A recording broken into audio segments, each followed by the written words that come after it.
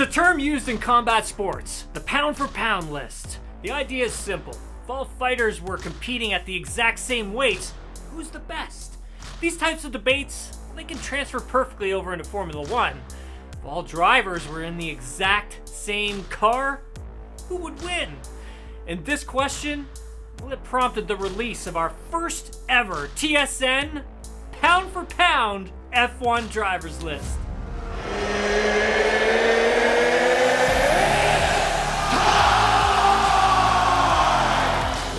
At number 10, I've got Lance Stroll. A wrist injury prevented him from getting early season testing, but he's still scoring points regularly in the midst of his best season to date.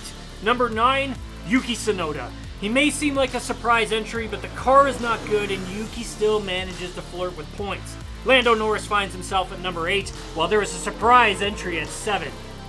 Charles Leclerc has the talent to be near the top, but inconsistency has marred what is quickly becoming a lost season for Ferrari's number 1 driver.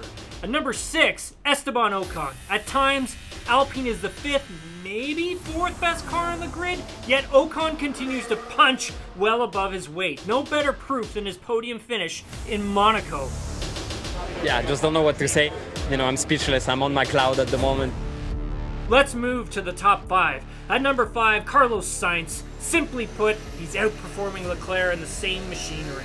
In 4th is Mercedes' George Russell. The first iteration of the W14 was difficult to handle, but Russell got the most out of it, particularly in qualifying, where he may have managed it even better than teammate Lewis Hamilton.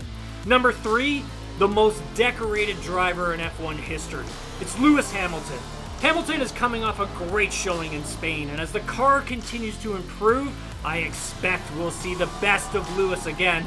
At number 2, it's Fernando Alonso. At 41, Alonso continues to perform at his peak abilities. He's been the biggest reason for Aston Martin's early season surge. And no surprise at number 1, Max Verstappen. He isn't just running away with the driver's title, he's proving to be the total package. Fast, aggressive, fiercely competitive, and always squeezing the best out of his car. Without a doubt, number 1 on our pound-for-pound list.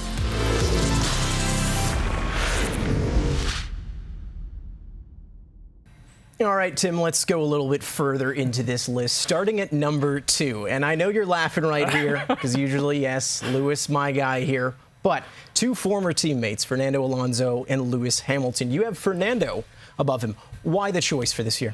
I think we have to take a look at what Fernando's done as a whole this season. He's been extremely impressive, considering his age. He's 41 years old, and he's doing some pretty impressive things, considering the fact that this Aston Martin car, although it's good, and they have a good platform to build upon, I still think that he's a bit ahead of this car, where with Lewis, and Lewis is obviously an incredible driver, 7-time Formula One world champion, he's amazing, but with Lewis, I just think the start of the season was a little rocky. Spain and Monaco were good events for him, and I think with this new upgrade for Mercedes, I'll be interested to see how this George Russell, Lewis Hamilton scenario starts to play out as we get further into this season.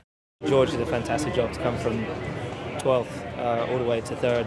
Great points for the team. Noticeably absent on this list. It's the guy who should have the 2nd fastest car on the entire grid. And I get it, this is pound for pound, but still, he should be punching more than he has this year, and that's Sergio Perez. Why did he not make your list?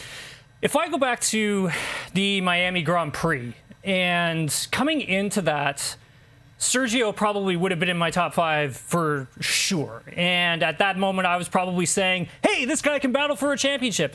But what went down in Miami in terms of where Max Verstappen started in that race and where he finished, both drivers on alternate strategy at the same time, running different tire compounds. I think Max just got a better understanding of how the tire actually works. And the thing with Sergio Perez is that he is the tire whisperer, but I just think Max at that moment made the car work for him better than what Sergio did. And then once you get to Monaco, that crash in Q1, he was carrying way too much speed into T1.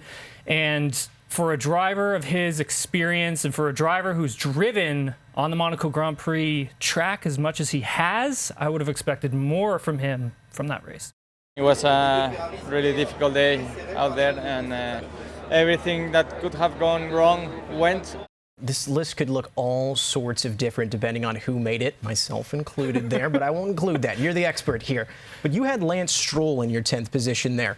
Some people might not have had him. Why do you think he deserves to be in that 10th spot, pardon me? I think this is probably one of the best seasons from Lance. And if we take a look at, if you go all the way back to Bahrain, coming into that race with the injuries that he had, like broken bones, and racing is an extremely difficult thing to do and pilot a Formula One car when you're injured like Lance was. It was an impressive performance, but outside of that, he didn't get the testing leading into that Grand Prix weekend. And as a driver, that's very significant because you don't build the confidence, right? It takes time, and that's why testing is so important. And to see where Lance started and to where he finished in Spain are the reasons why I've got him just getting into the top 10.